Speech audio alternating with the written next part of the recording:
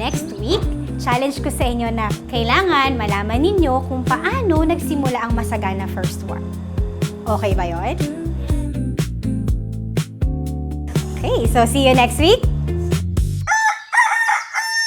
Naku, Sunday na pala. May pinapagawa pala si Sister May.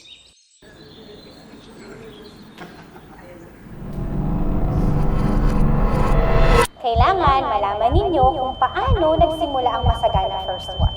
Paano nagsimula ang Masagana First War?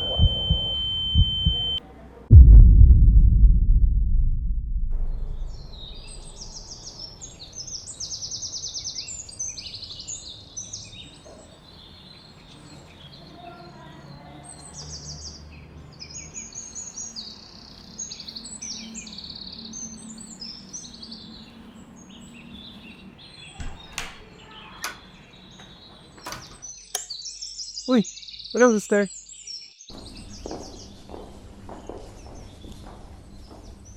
Brother Bobby po. Teka, nasan ako? Ba't parang di ko sila kilala? Sino tong mga batang to? Hala, parang iba na tong word na to. Paano kaya ako napunta dito?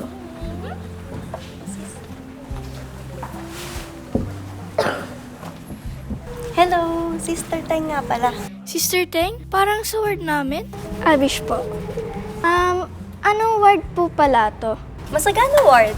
First or second? Ay, walang ganun eh. Actually, recently lang siya kasi dating Antipolo second branch to.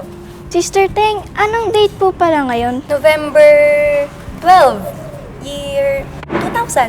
2000? Hindi po ba 2026? 2026! 2000 pa lang! 2000 pa lang! Ha? Oh, hi, I'm Sarah. Sister Sarah? Ba't bungi? Alam mo ba, bago lang ako sa church na to nung tinayo to eh. Ito nga pala si Brother Bobet. Actually, siya yung nagbinyag sa akin noong taong 1989. Tapos ito nga pala si Sister Brenda. Alam mo na. Mr. Cupido, ako na may tulungan mo. Tapos, ito namang nasa likod natin, siya si Sister Flutes. Siya yung unang RS President ng ating branch. And actually, yan o, kita mo sa mga suot niya, siyang magaling dito gumawa ng mga pearls at ng iba't ibang accessories. Alam mo po, parang yung mga pangalan nyo, familiar po sa word namin. Pero matatanda na po sila. Ang weird! Ano pa nangyayari? Andito naman ako sa chapel namin ah. Sister Teng, maraming salamat po sa mga shinare niyo po kanina. Hello po. May sasabihin po ako. Feeling ko po nasa past po ako. Kasi po yung sa amin, year 2036. Dito po, year 2000. Talaga ba? Ikaw talaga, mapagbiro ka talaga. Pero sige, tara, papakilala kita kay Brother Bobet para may malaman ka pa dito about sa ward. Oh, ito nga pala si Brother Bobet. Iwan ko muna kayo. Hello. Hello po, Brother Brupi. Parang ngayon lang kita nakita. Ay, opo. Ganito po pala yung itsura ng dating simbahan. Dati, wala naman nagbago. So, ito pa din yung dinedicate nung 1988. Tara, i-explain ko sa'yo kung ano ba yung history mismo ng simbahan na ito. Alam mo ba, na dito ako nag-mission noong Antipolo 2nd branch pa lang ito. Then, nakilala mo si Sister Teng? Opo. Siya yung isang nabinyagan ko dito. Then, pagtapos nun, bumalik na ako dito para mag-work kay Sister Teng at sa temple. Sino nga po ulit yung bishop dito? Ang bishop natin ngayon ay si Bishop Roger Villapaz. Dati, nung Antipolo 2nd branch pa lang tayo, siya ang ating branch president dati. Pero, ito pala, si Sister Flor. Siya ang RS president natin ngayon. Welcome sa ward. Brother Bobet, anong oras na pala? Ay, oras na po ata sa sacrament ngayon. Okay. Sige, tara, samahan ka sa sacrament. Alam ba, masaya dito sa ward namin. Maraming mga missionaries bumabalik dito. Tulad yan, ni Brother Bobet.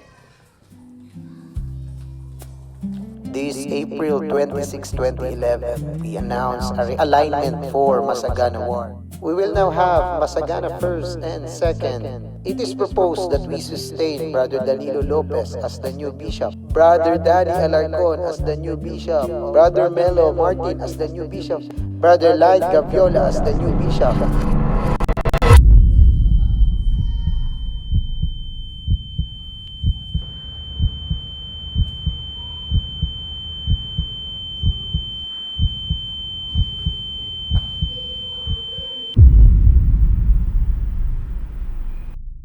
Nakabalik na ba ako?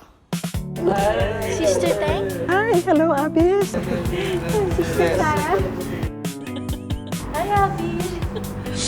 Ayun, nakabalik na nga ako. Nakabalik na nga ako, humahabol sa oras na naiwan ko.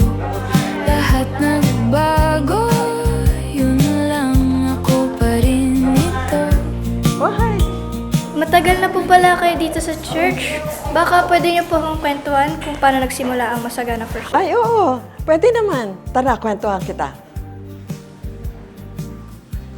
Nung nabinyagan kami sa church, ang unang-unang president, si President Eder Ares Leaño. And then, sumunod si President Tony Soriano. And then, nung sumunod naman, si President Boyet Santos. Dito lang siya nakatira sa paligid. Pagkatapos niya ay si President George Harper. And then, ang sumunod sa kanya ay si President Roger Villapaz, na siya ring naging bishop namin nung maging Masagana ward na kami. Wait po, si Bishop Villapaz? Yes! Nakakatuwang makita kung gaano katatag at kalalim ang faith nila sa paglipas ng panahon. Di lang pala ako nakabalik sa nakaraan, mas lumakas pa ang faith ko sa pagbalik ko. Good morning, youth! Nagawa ba natin yung challenge ni Sister May last week? Nakabalik na nga ako, humahabol sa oras na naiwan ko. Lahat nagbago, yun lang ako pa rin ito. Nakabalik na nga ako, medyo lutang pa sa gitna ng bago, pero sigurado dito na ako. May tindahan